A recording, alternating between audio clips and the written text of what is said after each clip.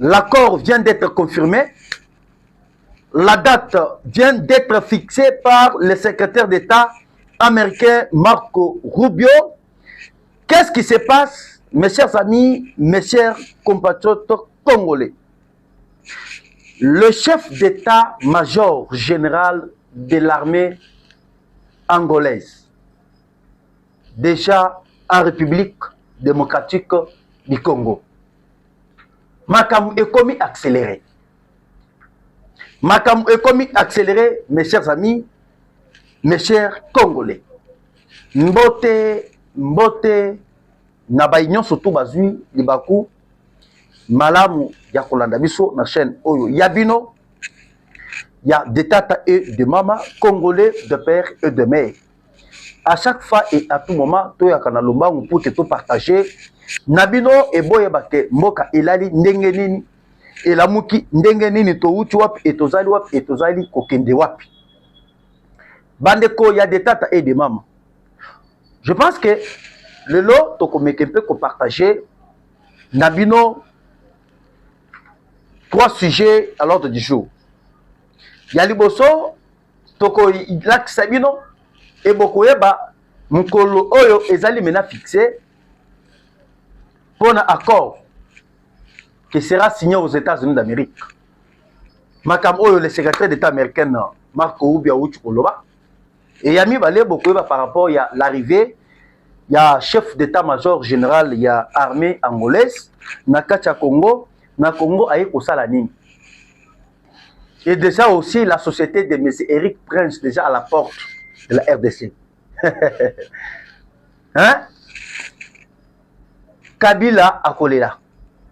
Nanga akolela. Nanu balélité et cette fois-ci bakolela. 7000 jeunes Congolais nouvellement recrutés par l'armée. Na Katanga. Bauchi aussi se paye formation na bango.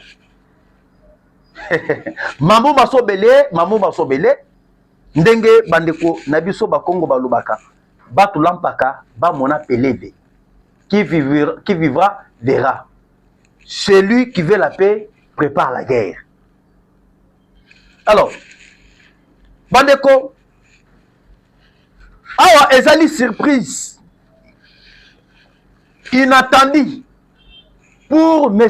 Paul Kagame, pour M. Joseph Kabila et pour M. Corneille Nanga. Bazalaki distrait.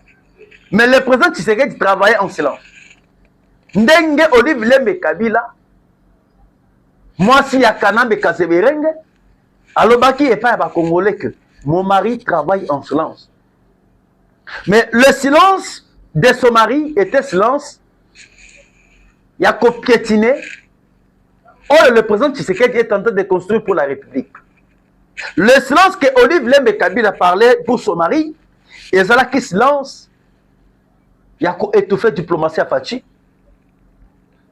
Il y a Koutika Congo ingouvernable, mettre l'insécurité partout. C'est ça le silence que Madame Olive Lembe Kabila a parlé. Maintenant, le silence que moi je suis venu vous informer aujourd'hui.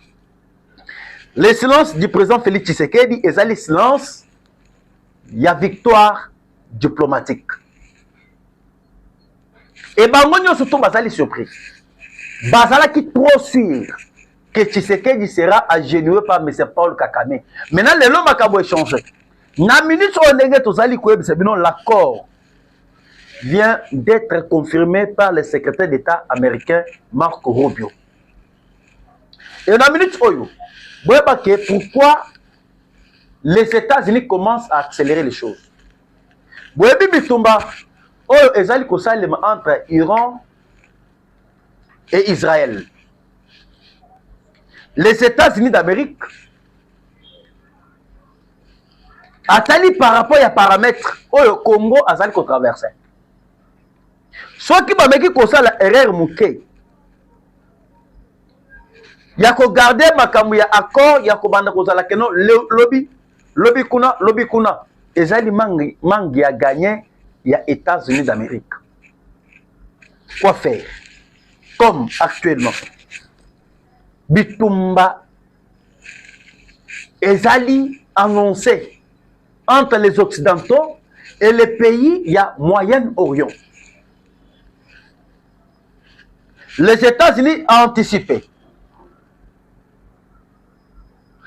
Il y a qu'on récupérer République démocratique du Congo, il y a qu'on base arrière. Il y a un à la place, il y a Kakame, à la place, il y a Azwa Kabila, Bazwa Bananga. Ba rejeté Bananga et bazui le président Félix Tshisekedi avec son gouvernement.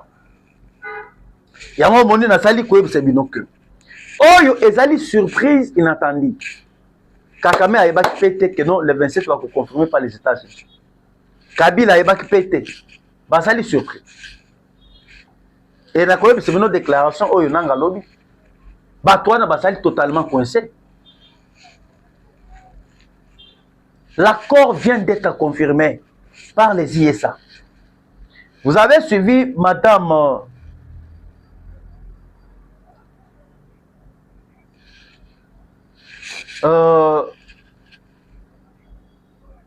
Tina Salama.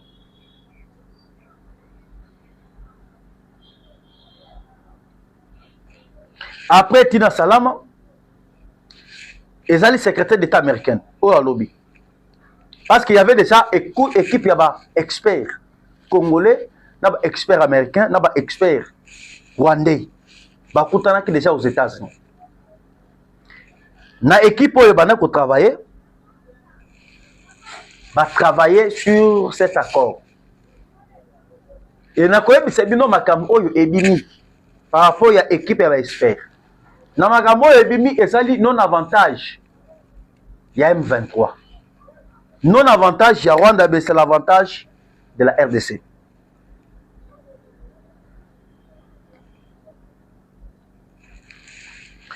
Selon Madame Tina Salama, RDC Rwanda, l'accord qui sera signé lors d'une réunion ministérielle le 27 juin comprend des dispositions relatives à l'intégrité territoriale et à interdiction des hostilités au désarmement et à l'intégration conditionnelle des groupes armés non ethniques.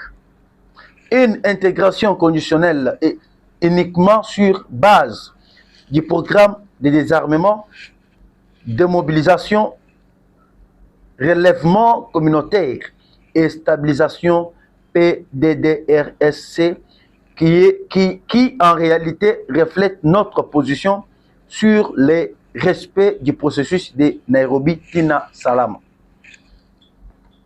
Wana Tina Salama. Le secrétaire d'État américain, Marco Rubio, va confirmer le 27 de ce mois. Ce n'est pas le 27 juillet. On a dit le 27 juin. C'est-à-dire la semaine prochaine.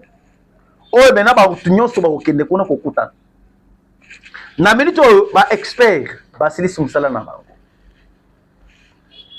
Maintenant le 27, ne bokomo na pena. Madame Kaikomba Thérèse Rodner. Kaikomba Thérèse Rodner a posé aux États-Unis. Parce que na minute on est tous allés koloba déjà out. Azoko s'est préparé déjà dans le Conseil des ministres. Demain, après le Conseil des ministres, le vendredi, aux États-Unis d'Amérique. 2 jours, il colo. Tout au plus tard, le dimanche, elle est déjà aux États-Unis. Le jeudi prochain, Bafandi, na ministre des Affaires étrangères, il y a Rwanda. Olivier Ndoungiré va signer. Parce que les alliés, étape préliminaire. Dans l'étape préliminaire, les alliés accélérés. Et ça, les ministres, il y a des pays, il n'y a pas de fan. Boyo Kamakam, Oyo, Naï, Nazali, Kolba, très bien. Ministre des Affaires étrangères à Rwanda, na ministre des Affaires étrangères, il y a Congo, Bakokutana, pour que va signer accord préliminaire. Et lorsqu'ils vont signer l'accord préliminaire, la deuxième phase, Ndebokoyoka, le deux présent Baye. Il y a un moment qui les États-Unis d'Amérique à lobby, Kakame Aya, Ayate. Attends, il y a l'hôpital. Il va venir signer. Hein? Selon le secrétaire d'État américain lobby, ata ba lobby que non Kagame afani na mbete à l'hôpital, ya afani pena na baston. Azolinga akufa piqué. Bakoya na mukanda, ba memelie et il va signer. Les États-Unis ne veulent plus encore reculer et ils veulent maintenant avancer. Pour la deal, il y a Congo et la RDC. Et pour votre information, le Qatar a fait déjà RDC sans blindé de guerre. Sans blindé de guerre, Oyo, Baouti copie sa RDC. Et ça va chauffer. Et qu'on chauffe, comment nani nanga wana. Biluba luba bejibi mutuka. Biluba luba ekopita pena nanka. Mais ça ressemble à, je vous dis. On a minute de tout ça, c'est que Baya Yawana, Bakomi isolé. Bakomi Nanga Telemi, Nang commence à dire que non, malgré que Congo Baké orangé na Rwanda. Rwanda est allé bisoté, biso, lit na biso, et ça lit noble, et tout très dynamique. Ah, yo Nanga Fandaka Kawana. Yo Bertin Bissim, Fandaka Kawana. Comment on sort na bino? Et na minute on est tous allés couper sabino. Lorsque les États-Unis ont fixé date, il y a le 27. Nanga kimisi basunaye déjà na Qatar, bakende ko senga pa Qatar pour na makamoteli négociation.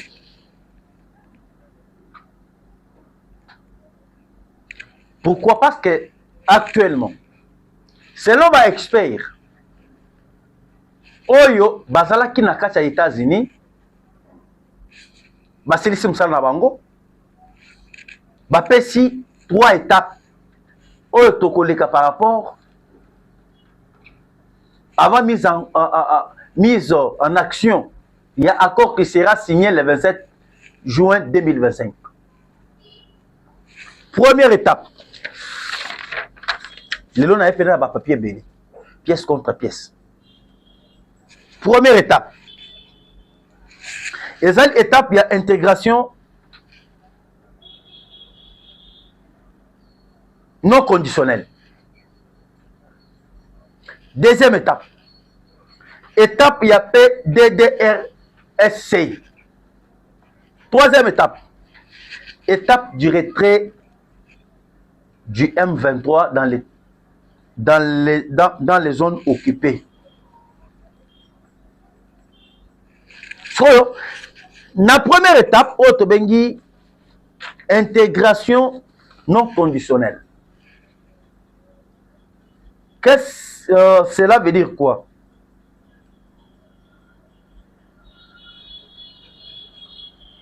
Je vais d'abord vous dire ce que signifie intégration conditionnelle. Intégration conditionnelle, ça veut dire Fatia sauver Mboka sans blague.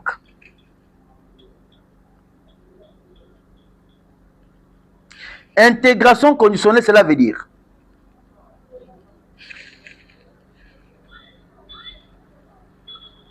contrairement aux années de mixage anarchique, débrassage, bâcler, l'intégration conditionnelle signifie une seule chose, passer par le programme national PDDRSC. Désarmement, démobilisation, réinsertion communautaire et stabilisation. Bloc. Intégration conditionnelle. C'est-à-dire, moyen que tokamata un officier militaire ya Rwanda, un colonel ya Rwanda toche na kati ya armée, tokocha bango te, totindi bango na PDDRSC. Wane kosali mawapi na Kenya. Pas question de mixage et brassage.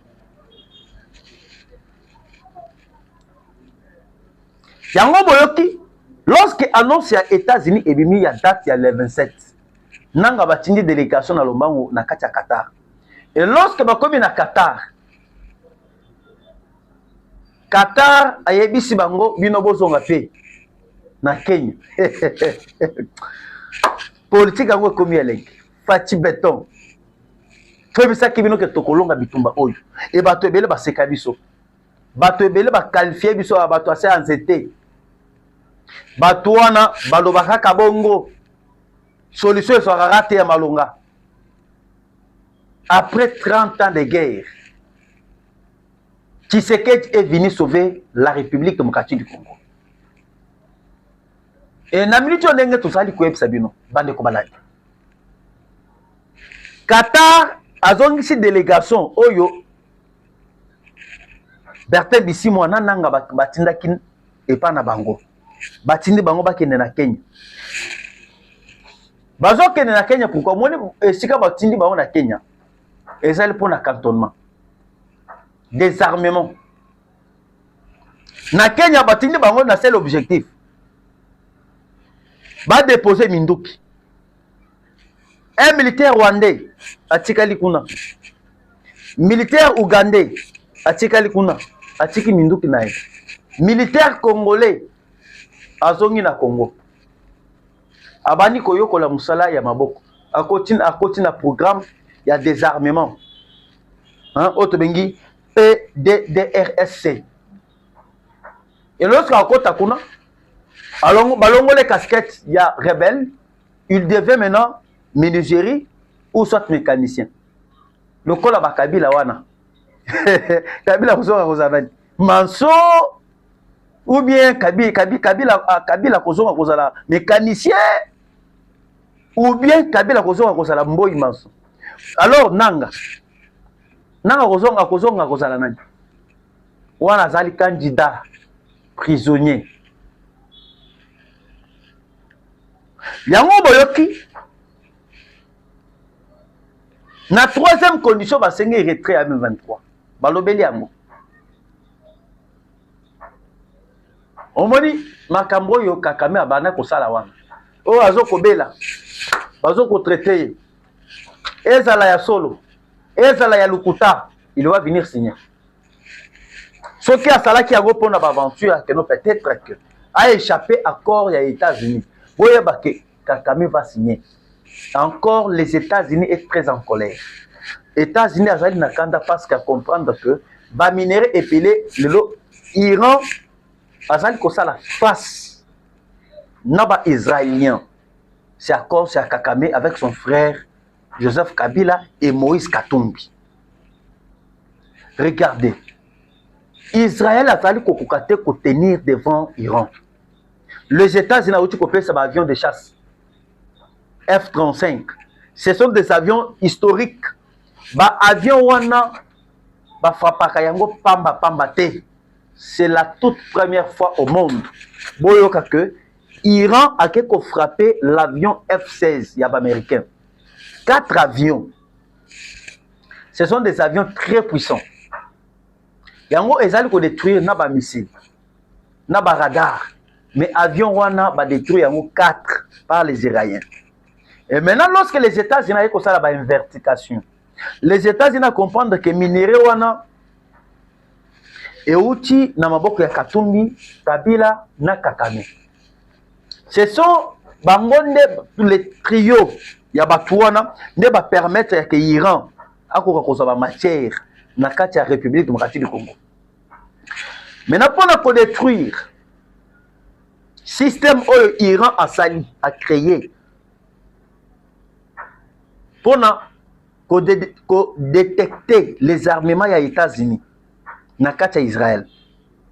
Il faut maintenant récupérer la RDC et venir exploiter les minéraux. Parce que matière oyo ekoki kosala ki neutraliser système ya Iran se retrouve ici au Congo. Ezali na est kuna te, ezama kam na bino kuna ya est bino bozali kanisa na est wana te. Ba minéraux wana ezali ko se retrouver na pays ya ouest. Province wana eyebanité et jusqu'à présent ba tebele ba yebi na d'abord province wana te. Eska minéraux wana eotaki. Ça, c'est mon secret, moi je garde. Ah. Kala na commentaire, aux autres, non, ça c'est un secret pour moi. Le Congo, c'est un pays très riche. Il y a un moment les États-Unis comprennent qu'il faut maintenant accélérer les choses. Ba manœuvre ya Kakame wana etali les États-Unis d'Amérique. Abela te etali te. Les États-Unis avancent maintenant pour signer les accords. Na minute to ça na phase ministérielle. Madame Thérèse Kayikwamba na ministre ya Affaires étrangères ya Rwanda Olivier Nduhungirehe nde ba ko signer. Deuxième étape, Fachi Beton yemoko en personne. Et Fachi va faire le discours devant Akimaki Nakati ya Rwanda. Ya ogende ko signer l'accord. Autre bengi l'accord de CONOPS du 31 octobre 2024. L'accord de CONOPS du 31 octobre 2024 fait des routes sécuritaires régionales que Kakame avait refusé d'envoyer ses experts et des armées réactivées dans le cadre du nouveau mécanisme de conditions de sécurité. Maintenant, le Congo, c'est un pays béni. Batinyon souwana bozali komona bazoli mwa kalamingi te. Et cantonnement ezo kosali makalamingi te. Boyoki lelo na minute oyo frappe ezali koleka na parti est na ninga kosakanga te. Muntu ata moko te azali kotelema. Ni nanga, ni banani. Nana kotelema lisu na parti est. Personne. Et moi je vous préviens. Qatar, les États-Unis d'Amérique, Basali Dio, Bakomi, même moral. Tant que Qatar Bakomi na même moral avec les États-Unis, c'est fini. Vous voyez que Qatar a s'invertir dans le Rwanda à 80%. Économie à Rwanda à 80%, c'est le Qatar ou à Simbiango. Si les Rwanda osent, ça sera terrible. Bakomi na des choix, des possibilités. Na minute oyo, nanga Kabila, bakomi na des possibilités. Première possibilité, oyo nanga bazali na yango.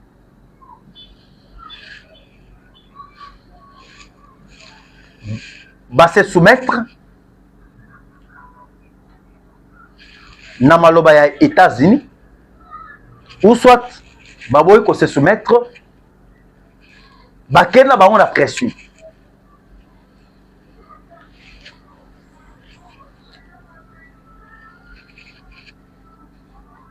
On a minute ndenge tozali koyebisa bino. Après les 27 ans, tu as signé kaka avec les Américains. La société Black Walter de M. Eric Prince, baza déjà on a kicha ça. Bazo kita out. Parce que nous déjà na Pétacon, on a déjà mobilisé 75 jeunes congolais, pilotes. Oh bazali bien formés. Mbango bakoya na délégation directe na société ya Black Walter ya M. Eric Prince na kati ya Congo.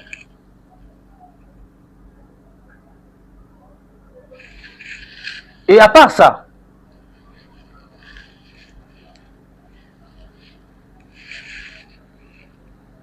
le Congo de Fachi est continue l'histoire. Que celui qui veut la paix prépare la guerre. Et Tshisekedi a déjà préparé la guerre.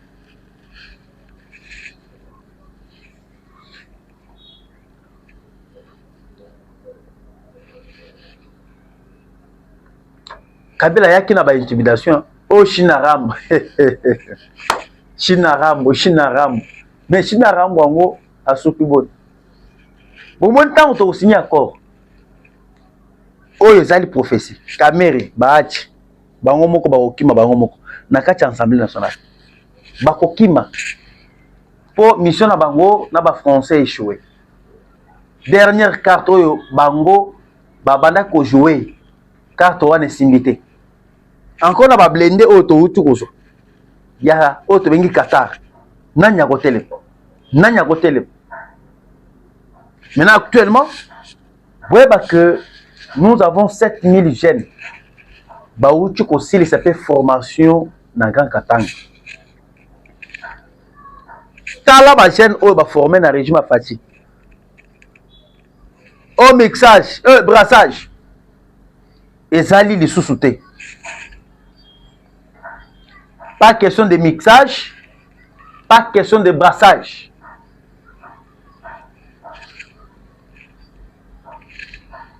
Mixage exact. Cette fois-ci, armée et kozala une armée. Yango siko boyoki. Premièrement, parmi les principaux points clés sur cet accord, Balobi 1. Cesser le fait et respecter mutuel des frontières territoriales. Rwanda zali na droit ya kosala paix li sous RRT. Ya ko violer frontières ya Congo. Deuxièmement, on a dit mise en place des mécanismes conjoints de coordination sécuritaire. Mise en place des mécanismes de coordination sécuritaire. On a besoin maintenant l'Angola va venir intervenir. Pour na makambo oyo etali cantonnement.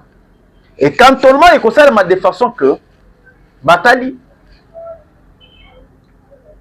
selon bango ba kompona ke no toke na tana rumangap. Wana toke na bango na rumangap. To bani ko sala cantonnement. Et cantonnement va faire avec les experts ya Congo, na ba experts ya Rwanda. Basali ko tala qui est congolais et qui est rwandais. To mi ko song sa bango. Encore les États-Unis. Ana kanda moko ko sangana te pona banyama wana. Et troisièmement, désarmement et réintégration des groupes armés. Ba désarmer bango ba tiki minduki, ba longoli ba teni. Ba o ba ke na Kenya ba ke na Kenya. Ça c'est une victoire diplomatique. Bitumba babunda balonga ka bitumba kaka na minduki te. Ndenga bato ebele bazali kokanisa que non pour faire la guerre, il faut que ça la minduki tout comme son nom. Et Tshisekedi a kopesa ba présent ebele Afrique leçon. Ba politicien ebele na Afrique Tshisekedi a kolakisa bango leçon. Leçon ke bitumba. Ba ko kanyango kaka par une voie ya guerre, par une voie ya diplomatie. Ya diplomatie. Au moins on m'a sécurité. Et quatrièmement, on a dit retour volontaire des réfugiés et accès humanitaire garanti. C'est-à-dire, ba oyo ba Rwanda ba kotaki awa ba réfugiés ba zongi na mboka na bango. Ba Ougandais ba zongi na mboka na bango. Et ba Congolais oyo ba kendaki na Uganda ba ko zonga pe na ba leur milliers habituels oyo ba mesana ko vivre pour ça là ba affaire ba zongi. Et cinquièmement, on a dit lancement des nouveaux cadres de coopération économique régionale. Après, maintenant, étape Oyo, Kinya et Koti, maintenant, le lancement, il y a une coopération régionale et zongi. Dans les pays sous-région, il y a Grand Lac. Ouganda, Burundi, coopération et zongi, Dengue et Longoban. Ça, c'est une victoire. Bilokoyo, Totikala, Komona Yangote. Mais Tomoni yango na régime, il y a le président Félix Tshisekedi. C'est ce que on a il y a la différence entre Mkolo Mwana Mboka na un étranger. Kabila Zalaki na Congo pendant 18 ans. Totikala kokota na Conseil de sécurité des Nations Unies. Totikala kokota na makam État droits de l'homme. Totikala jamais aux postes clés dans l'Union africaine. Maintenant, avec le lot Félix Tshisekedi, nous sommes parmi les décideurs. Na ONU, tozali na poste à monnaie. Le lot na Conseil de sécurité des Nations Unies. Tozali na poste à monnaie comme vice-président du Conseil de sécurité des Nations Unies. Membre non permanent.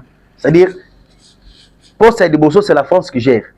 Deuxième poste, c'est la République démocratique du Congo qui gère. Pour moi, les pays surtout l'Afrique, Fatia Kobana ko diriger tous les pays surtout l'Afrique. Le Congo, c'est un pays poumon. C'est un poumon pour le monde. Maintenant, actuellement, leadership, il y a Congo et Zozonga. ndenge papa Simon Kimbangu alobaki. Alors actuellement pour chuter nazali ko bisebino ke ba wazalendo ba pesi 48 heures on a retrait ya bato bazali déjà na Bukavu.